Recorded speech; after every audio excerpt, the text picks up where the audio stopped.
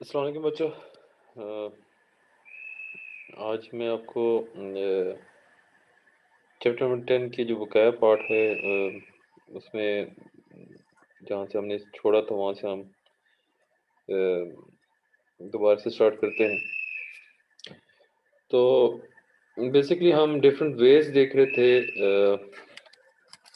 कि हम कैसे किन तरीकों से हम कनेक्ट इंटरनेट के साथ कनेक्ट हो सकते हैं। अ, आज का जो टॉपिक है बेसिकली डिफरेंट चीज़ें हम डिस्कस करेंगे। सबसे पहले तो हम ये देखना है कि हम किन तरीकों से किन सॉफ्टवेयर हम सॉफ्टवेयर के ज़रिए हम किस तरह इंटरनेट को एक्सेस कर सकते हैं। तो अगर हम सॉफ्टवेयर की बात करते हैं तो आपने इससे बहुत ज़्यादा पाला पड़ेगा जब इंशाल्लाह आप नेक्स्ट सेमेस्टर में जाओगे, जब आप प्रोग्रामिंग स्टार्ट करोगे। तो एक चीज़ होती है application programming interface. Application programming interface basically एक ऐसा एक इंटरफेस है जिसके ज़रिए आप प्रोग्रामिंग को यूज़ करते हो इंटरनेट से डाटा गैदर कर सकते हो। जैसे अगर फॉर एग्ज़ाम्पल एक को कोड कर रहा हूँ जिसमें मुझे कुछ डाटा चाहिए और वो रियल डाटा चाहिए, ठीक है? जैसे मैं कहता हूँ कि मुझे ट्वीट्स चाहिए, मुझे फ़ेसबुक के कमेंट्स चाहिए, मुझे फ़ेसबुक के पोस्ट चाहिए, किसी ने पोस्ट किए हुए हैं। या मुझे अ, एक टॉपिक है अ, जिस तरह का आजकल जो एक टॉपिक था कि अ, online exam, stop online exam एक टैग था। या कुछ अर्से पहले अमेरिकन इलेक्शन एक टैग चल रहा था। डिफरेंट आप तमाम लोग वाकिफ़ होंगे कुछ टैग एक चीज़ होती है ट्विटर्स में, फ़ेसबुक में हम उस टैग को यूज़ करते हैं। हम जब भी कोई बात करें तो हम अगर फ़र्ज़ को ट्विटर में देखते हैं तो उसमें टॉप ट्रेंडिंग उसमें कुछ टैग्स चल रहे होते हैं। तो बाइडेन के नाम से टैग्स थे।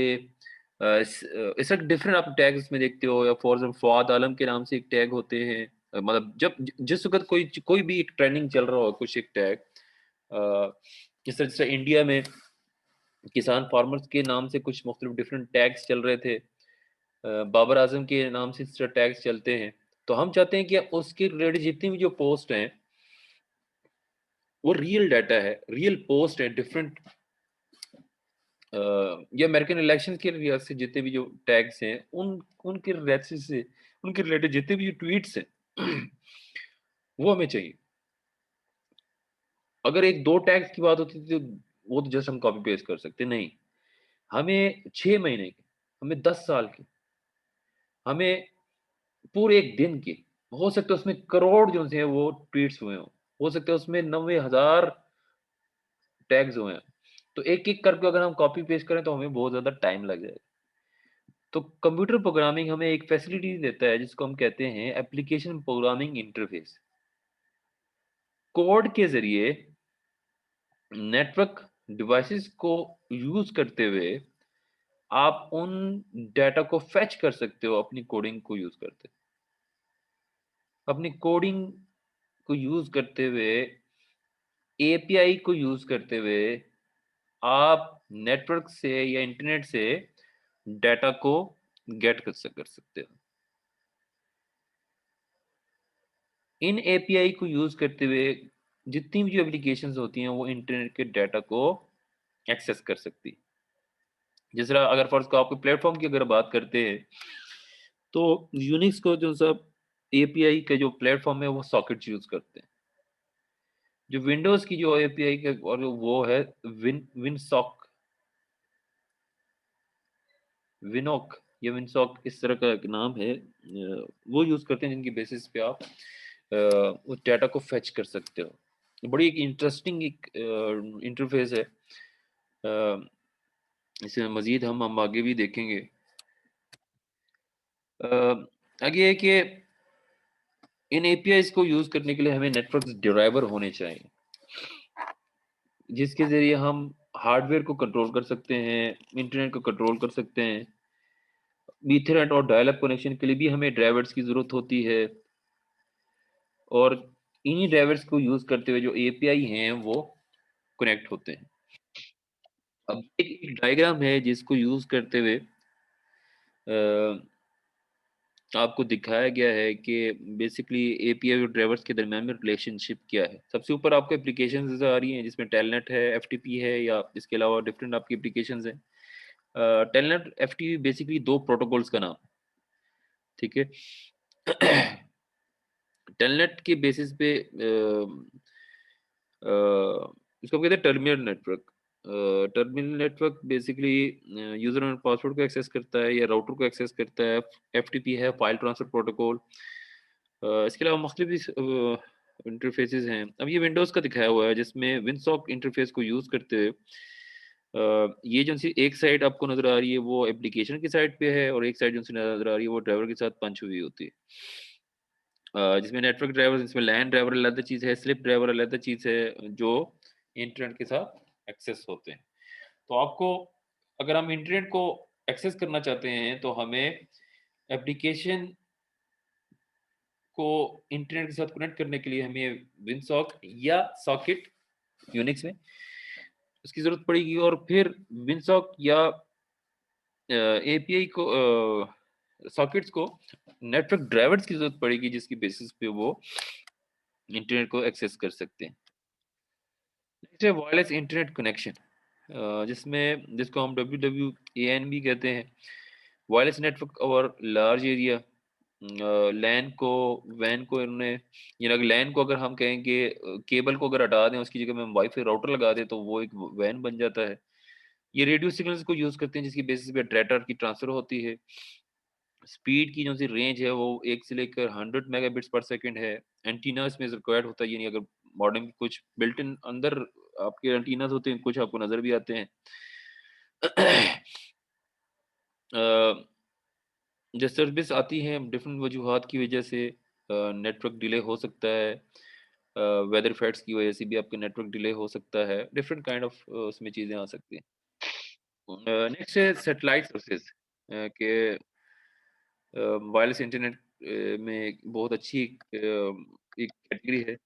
सैटेलाइट जो सर्विसेज हैं वो दो दो किस्म के, हम कहते हैं दो two way data communication provide करती है कस्टमर और इंटरनेट के दरमियान में।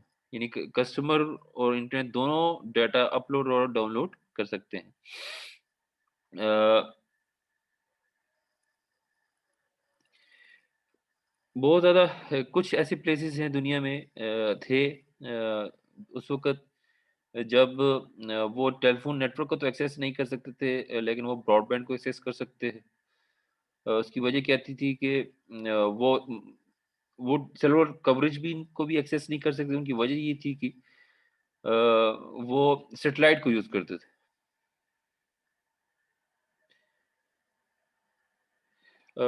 उसके लिए अगर मतलब ये बेसिकली उस वक़्त होता है कि जब हम इंटरनेट हमें एक्सेस उस वक़्त चाहिए कि जब हम ट्रैवल कर रहे हैं, ठीक है? तो उस वक़्त हम जिस तरह सैटेलाइट कनेक्शंस हमें उस वक़्त अगर हम इंटरनेट यूज़ कर रहे हैं तो उस वक़्त हम बेसिकली इंटरनेट के ज़रिए इंटरनेट को हम सैटेलाइट को यूज़ करते हुए हम उसके साथ एक्सेस कर रहे हैं। उस वक़्त एक एनईसी नोटबुक्स यूज़ हुआ करते थे गाड़ियों के अंदर, जिनको यूज़ करते हुए यानी हम इंटरनेट के साथ थ्रू वायरलेसली कनेक्ट होते हुआ करते थे। जीपीएस आजकल आप यूज़ करते हो, ये भी आपके सैटेलाइट सर्विसेज की एक एक सर्विसेज है।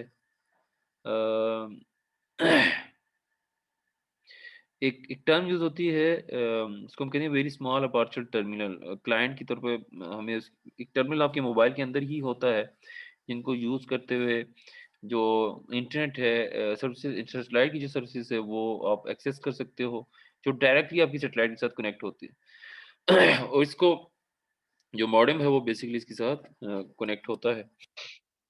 वायरलेस लैन, जैसे मैंने कहा कि वो लैन में अगर केबल कटा दो तो वो वायरलेस बन जाती है।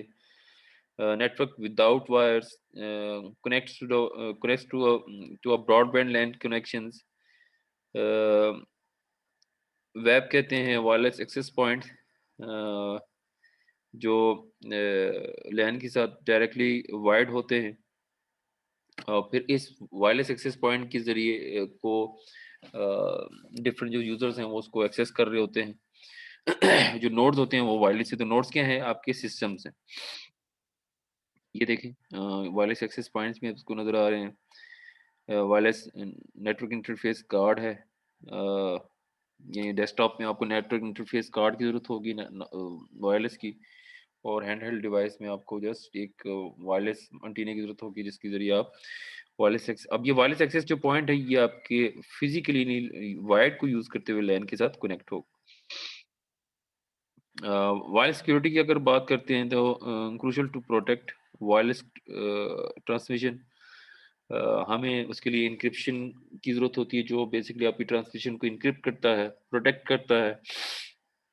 अ, अभी भी इस वायरलेस इंक्रिप्शन प्रोटोकॉल पे काफ़ी ज़्यादा काम हो रहा है रिसर्च के तौर पे, कि हम इसको कितनी अच्छी तरह हम इसको प्रोटेक्ट करना चाहें, क्योंकि वायरलेस ही होता है ज़्यादातर एज़ कम्पेयर टू वायर्ड के। वायरलेसली चीज़ों को प्रोटेक्ट करना ज़रा मुश्किल काम होता है। तो इसके बिनाज़ पे किसी भी इलेक्ट्रॉनिक डिवाइस या किसी भी कंप्यूटर के 2 किस्म के एड्रेसेस होते हैं। एक तो आईपी एड्रेस जिसको हम आराम से चेंज कर सकते हैं। उसके अलावा भी एक इलेक्ट्रॉनिक डिवाइस, कंप्यूटर डिवाइस के एक एड्रेस होता है जिसको मैक एड्रेस कहते हैं। इसको मीडियम एक्सेस कंट्रोल एड्रेस कहते हैं, जो चेंज नहीं होता। ये एक हेक्साडेसिमल कोड पे मुश्तमिल होता है। हर एक कंप्यूटर एक अलग एक आपका कोड होता है। अ, ये जो सा चैप्टर है वो यहीं तक है। इंशाल्लाह आपसे नेक्स्ट वीक में आपसे नेक्स्ट चैप्टर से मुलाकात होगी।